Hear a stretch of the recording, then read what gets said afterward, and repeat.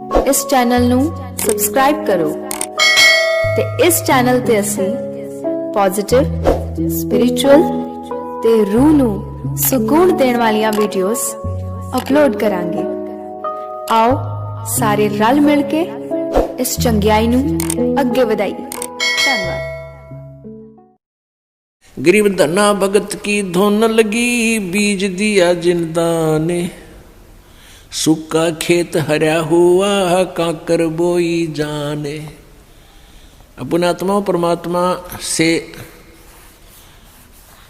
जो अनहोनी होती है और हुई है, अब भी हो रही है, ये उन्हीं को होती है जो सत भक्ति करते हैं, परम संत की शरण में रहते हैं और सच्ची लगन से साधना करते हैं। और पूर्ण परमात्मा कबीर देव ही सबकी, जैसी कोई भक्ति साधना कर रहा है उसकी लाज वही रखता है। गीता जी अध्याय नंबर 15 के श्लोक नंबर 16-17 में बताया है कि क्षर पुरुष और अक्षर पुरुष ये दो प्रकार के प्रभु हैं, ये नाशवान हैं दोनों के दोनों, और इनके अक्षेत्र में, इनके राज लोक में जितने भी प्राणी हैं वो भी नाशवान हैं, जीव आत्मा सबकी अमर है। फिर 17वें श्लोक में बताया है 15वें अध्याय के गीता जी में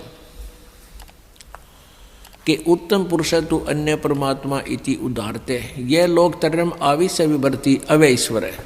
वो श्रेष्ठ परमात्मा वास्तव में भगवान जो है वो तो इन दोनों से और है, सरपुरुष और अक्षर पुरुष है, और वही तीनों लोकों में प्रवेश करके सबका धारण पोषण करता है, यानी उसी से सब कुछ होता है, वही सब कुछ है। जैसे पौधे को, पेड़ को जड़ से, मूल से आहार प्राप्त होता है, उसमें जो भी फिर आगे विकास हो रहा है वो आहार से ही हो रहा है। भाई इतना ही समझना काफ़ी है बुद्धिमान के लिए। तो कबीर परमेश्वर से ही सबको पावर शक्ति, जैसी कोई साधना किसी प्रकार की कर रहा है, उस परमेश्वर से ही उसका वो शक्ति मिल रही है और वो उससे उसी प्रकार की प्रोग्रेस उसकी हो रही है। तो धन्ना भक्त ये किसान था, जाट जाति में था, राजस्थान के अंदर। ये बहुत ही श्रद्धालु भक्त था, परमात्मा में इतनी आस्था थी, दया, बहुत दया थी, धार्मिकता उनके अंदर बहुत ज़्यादा थी। उसकी धर्मपत्नी बहुत ही नास्तिक टाइप थी, वो भगत जी को काफ़ी बाधा पैदा करती थी भक्ति मार्ग में। फिर भी भक्त अपनी श्रद्धा और स्वभाव से कभी विचलित नहीं होता था, क्योंकि राजस्थान के अंदर बहुत पहले की बातें हैं, 400 वर्ष पहले, तो वर्षा हो जाती थी तो अन्न होता था, ज्वार बाजरे बोआ करते थे, अन्यथा बहुत ही भूख मरी होती थी, गरीबी बहुत थी, निर्धनता बहुत थी। एक बार वर्षा हुई और धन्ना भगत की बीज बोने के लिए, ज्वार बोने के लिए चल पड़ा। रास्ते में 4 संत भगत आगे, और भगत को देख करके भगत प्रणाम करते हैं, गदगद होते हैं, बैल खड़े कर लिए, वो जो ऊंट था वो खड़ा कर लिया और हाथ जोड़ कर प्रणाम किया, नमस्कार हो संतों को, राम राम कही और कुशल मंगल पूछा भगत ने। तो उन भक्तों ने बताया कि कुशल काहे की है भगत, 4 दिन हो गए रोटी नहीं खा ली, 3-4 दिन हो गए कोई अन्न नहीं मिला, हम ऐसे तीर्थ यात्रा पर जा रहे हैं। अब धन्ना भगत जी ने सोचा 4 दिन हो गए रोटी नहीं खाई, ये मरेंगे, निढाल हो रहे हैं बिल्कुल। कहा ले ये ज्वार खा लो। ज्वार थी, बीज बोन गया था, वह ज्वार रखती, भूखे मरे थे, मार गए गले, फटाफट खा गए सारी ने। अब भगत ने सोचा ज्वार तो खा ली भगतों ने, और बीज ना बोया तो पड़ोसी लोग जाके घर में बताएंगे, पड़ोसी किसान कि आपके खेत में बीज क्यों नहीं बीजा तुमने, और फिर मेरी पत्नी है वो मेरा सिर खावेगी, लड़ाई करेगी। उसने कंकर उठा ली, कहीं से ही कंकर इकट्ठी कर ली खेतों से और वो डाल ली थैले में, और जैसे और किसान बीज बीजे थे ऐसे डाला सारे के, और उसके ऊपर का हल चला के आ गया। अब कुछ दिनों के बाद क्या हुआ कि अन्य पड़ोसियों के तो ज्वार उगगी और भगत जी के खेत में ये मतीरे तुम्बे, ये मतीरे से मोटे मोटे हुआ कर ये तुम्बे उग गए, जो सीताफल जितने बड़े बड़े हुआ कर तुम्बे। अब एक पड़ोसन ने जाके उसकी पत्नी से कहा, धन्ना भगत की पत्नी से, उससे पूछा कि तुमने ज्वार नहीं बीजी थी क्या? धन्ना भगत की पत्नी ने कहा, क्या मतलब? कि आपके खेत में तो वो तुम्बे मतीरे अपने आप उग गए हैं, वो तो आप उग गया करें, वहाँ बोने नहीं पड़ते राजस्थान के क्षेत्र में। कहने लगे आपने कुछ बीजे नहीं रखा, उसमें तो निरा कुबाड़ जाम गया, वो तुम्बे पैदा हो गए, नर्रे इतने पड़े हैं बिना गिनती के, इसे मोटे मोटे। अब उसने सोचा कि भगत मार गया डंडी दिखे। धन्ना भगत की पत्नी ने सोचा भगत जी कर गया गड़बड़, और इसने बीज भी कितना दान में दिया होगा। अब उसने सोची एक बार खेत देख कर आऊँ, पाछे मगज मारूंगी इसके लिए। अब वो खेत में अपने पति से कहने लगी कि खेत में जाके आऊँ मैं, ज्वार देख कर आऊँ। भगत जी बोलिया है कोनी। भगत जी को तो पता था वहां क्या मिलेगा, अपना चुप बैठा।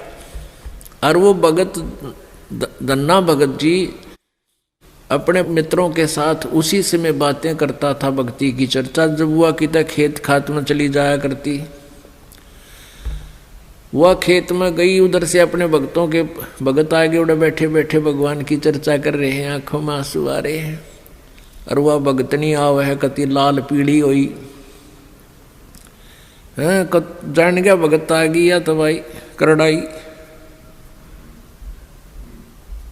अब देखी जाएगी, जो होगा ही होना तो है ही।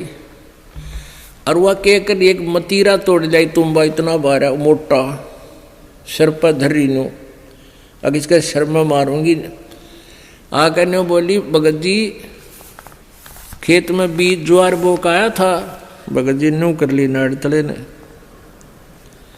और उसने नो सिर में मारा। वो मतीरा मारने के उद्देश्य से नो सिर में ठोकन खातिर वो न्यू कर गया थोड़ा सा, वो धरती में लाग के फूट गया। नो बोली बालक तन्ने खाएंगे के उड़ा मतीरे उग गए सारे, तो बीज कित फूक आया। तो वो मतीरा जो था वो तुम्बा था, धरती में लाग के फूट गया। फूट गया तो उसमें एक दड़ी यानी 5 किलो लगभग ज्वार निकली। ज्वार अब एक बार तो अब भगत जी की तरफ देखा, वो नौकरें पड़ा था, एक तरफ देखा ज्वार का ना, अक्तुम्बे में तो ज्वार निकल आई। और वो न्यू बार बार देखा है, भगत जी ने भी देखा कि मैं शांत होगी के चक्कर है, उन्हें देखा तो तुम्बे में तो ज्वार निकल रही है। तो भगत ने 100 शुक्र मनाए, परमात्मा करड़ाई टाड़ दी, या ज्वार ने रोए थी या धड़ी ज्वार आपने दे दी। इतने में फिर अब उसके मन में न्यू आई कि कदे और भी तुम भी ज्वार पाओगी। फिर तो ले कर चद्दर और ले कर मोगरा डंडा बाज ली, वहाँ बिछा ली चद्दर और मतीरा धरा, डंडा मारा, न उठा के फेंक दे, परल दे ही ज्वार निकला। ढेर लग गया उस ज्वार का। और औरा कहते वही इतनी खड़ी थी सुक्की, और वर्षा हुई नहीं, उनकी खत्म होगी गांव वालों की। और भगत के उस खेत में तुम्बा में तो ज्वार निकला, दुनिया देखना हुए। युवा भक्तनी एक गठड़ी और ठा के चाल पड़े। जब वह 3-4 गठड़ ले आई, 3-4 अपना जितनी उस खेत में होनी थी उगनी थी, यानी जिसमें निपज होनी थी उपज, उतनी ज्वार जब आ ली, भगत जी ने बोले वो और मत लाइए, अपनी आ चुकी है और इसको बांट दे सारे गांव में, सबके बालक भूखे हैं। ने बोली क्यों, मैं सारी लाऊंगी। वह लाई ठाठा गए, फिर जो भी गिठड़ी लाए वहाँ तक ताबा बोझ मरती, वहाँ खोल ला उसके वो बूमड़ा हो जाए, उसके फूल वो बन जाए छिलका, ज्वार ना रहे। वह 1-2 गिठड़ी तो लाई, फिर बैठ गई, अगियो अच्छा चाड़ा हुआ। तब धन्ना भक्त ने कहा भाई बाकी की ज्वार भगवान ने आप सबके लिए दी है और अपने हिसाब की ले जियो जिसने जितनी चाहिए और सबको बांट दे। तो परमात्मा कहते हैं ये मालिक ऐसे ही किया करता है, तो हम सच्ची लगन लगावें। परसों एक बहन आई रेवाड़ी साइड की, वह 10-8-9 वर्ष से नाम ले रही थी। उसका पति नाम नहीं ले हुआ था, वो गुटी छुट्टी लावा था। फिर उसने वो तकलीफ होगी, कोई बीमार सिमार हो गया, उसने भी नाम ले लिया। वो नाम लेकर गए थे, वो अकेला वो ले गया था और वह पत्नी उसको दिलाकर नाम लेकर गई थी। वो पहले से लिए हुई थी नाम, उसकी पत्नी। वो ना माना करता पहले बिल्कुल भी, वो बीमार सिमार सा हो गया, फिर नाम ले लिया। उसके पति ने 1700 रुपये रखे थे,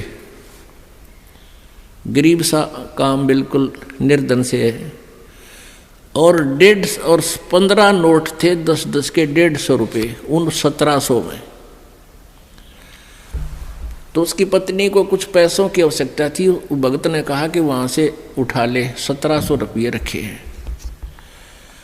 तो उसने देखा वो 1700 तो रखे थे, उसमें उसने थोड़े से चाहिए थे, 100-200 निकाल लूँ।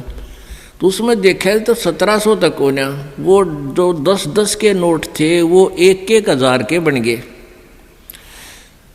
वो 15,000 रुपये तो वो 150 रुपया के हो गए, और बाकी वो जो 1700 का जोड़ अलग रह गया, 1450-1500 वह न्यारी।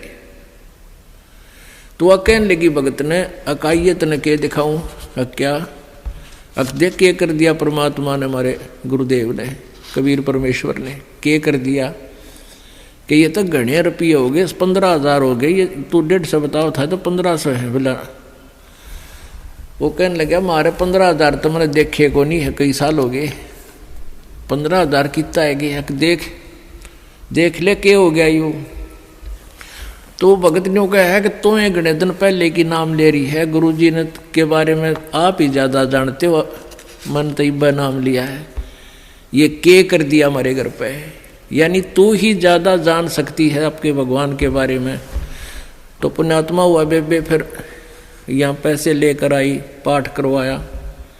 ने बोले जी ये वो नोट कति नए कति जानो ये गड्डी में काट के लाए, ऐसे 5 नोट उस बहन ने दिए यहाँ पर।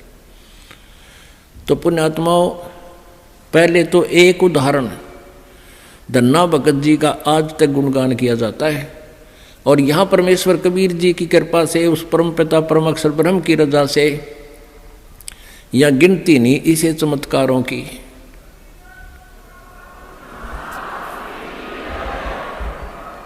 सत साहिब।